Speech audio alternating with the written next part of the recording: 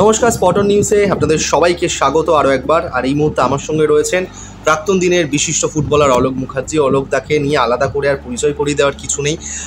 অলোকদার কাছে আমি প্রথম প্রশ্ন রাখবো। অলোকদা, তিন প্রধান এবারে একসঙ্গে আইএসএলে পুরো ডার্বির ছড়াছড়ি বললে খুব একটা কম হবে না। তিন প্রধানের সমর্থকেরা খুবই উত্তেজিত।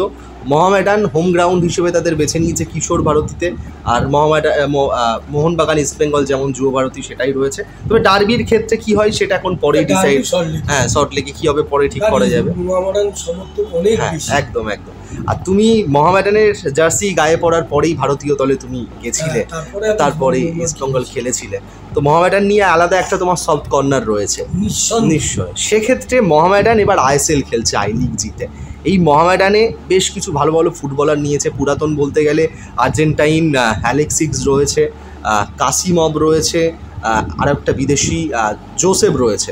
আর নতুন ব্রাজিল এবং ঘানা থেকে একজন বিদেশিকে তুলে নিয়েছে মোহামেডান স্পোর্টিং। আরও পুরাতন বেশ কয়েকজন ভারতীয় ফুটবলার রয়েছে। আই লিগে যেরকম দল পারফর্ম করেছে, বেশ কিছু ফুটবলার ছেড়েছে, তাদের মধ্যে বেশ কিছু রয়েছে। কীরকম সম্ভাবনা দেখছো? প্রথমবার মোহামেডান খেলছে। গত বছর তো আই লিগে মোহামেডান খুবই ভালো খেলেছে এবং সেই এখন কেরলে আছে, এক্সিবিশন ম্যাচ খেলছে। এবার কোচ দেখে নিচ্ছি, কোচের সেই সুবিধা আছে এক্সিবিশন ম্যাচে ফরেনাররা কতটা ভালো, কারণ তুমিও জানো না, আমিও জানি না, কেউ জানে না।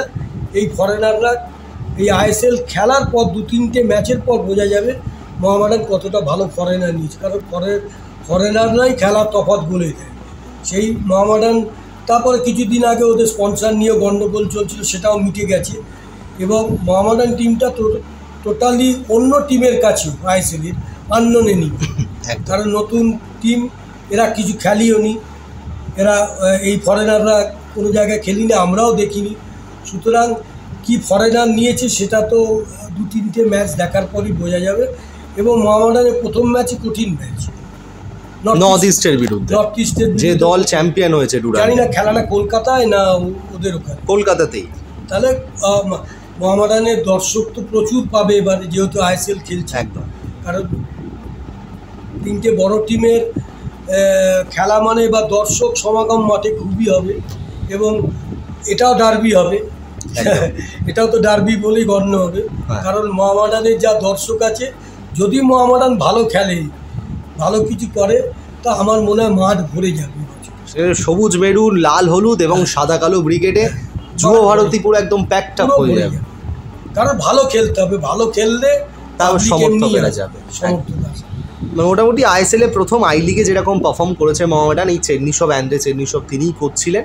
তুমিও মোহামেডানের জার্সি গায়ে বহুদিন ফুটবল খেলেছো। না, 1 বছর তুমি খেলেছিলে ফুটবল, যে বছর একদম 14 বছর বাদে। তারপরে এই যে তোমার একটা এই যে সফট কর্নার থেকে তুমি আশাবাদী যে মোহামেডান আইএসএলে। আমার খুব আনন্দ হয়েছে যে মোহামেডান টিম আইএসএল খেলছে এবং ইস্টবেঙ্গল মোহনবাগান তো খেলছিল, কিন্তু মোহামেডান টিমই খেলছিল না। এবার আইএসএল খেলছে। আমার দোয়া থাকলো, আমার আশীর্বাদ থাকলো মোহামেডান ভালো খেলুক আই লিগে, আইএসএলে। এটাই আমি কাম্য করি।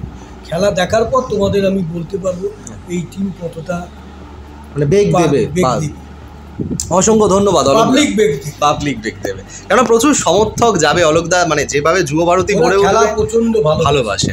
যেখানেই নৈহাটি স্টেডিয়াম হোক, কল্যাণী হোক, সব জায়গাতেই চলে যায়। 81-তে ওই উত্তেজনা যখন পেয়েছিলাম যে 14 বছর বাদে লিগ চ্যাম্পিয়ন হয়েছে, আমাদের টিমে গ্যালাক্সি অফ স্টার প্লেয়ার্স বলে ভাস্করদা, চিন্ময়দা, আমি, বলাই, প্রসূনদা, প্রশান্তদা, আকবর, সাবির, বিদেশ মানুষ, একটা দারুণ টিম ছিল। আমরা চ্যাম্পিয়ন হয়েছিলাম। আমি মোহামেডান থেকে আমি ইন্ডিয়া টিমে ডাক পাই। সুতরাং আমার তো একটা দুর্বলতা মোহামেডানের প্রতি আছে, কারণ আমি প্রথম ওই বড় ক্লাব মোহামেডান। অসংখ্য ধন্যবাদ অলোকদা। খুব সুন্দর করে তুমি মোহামেডানের এই যে আইএসএল খেলার জার্নিটা সেটা তুলে ধরলে। আপনারাও এরকম বিভিন্ন আপডেটের জন্য চোখ রাখুন স্পটন নিউজে। ধন্যবাদ অলোকদা।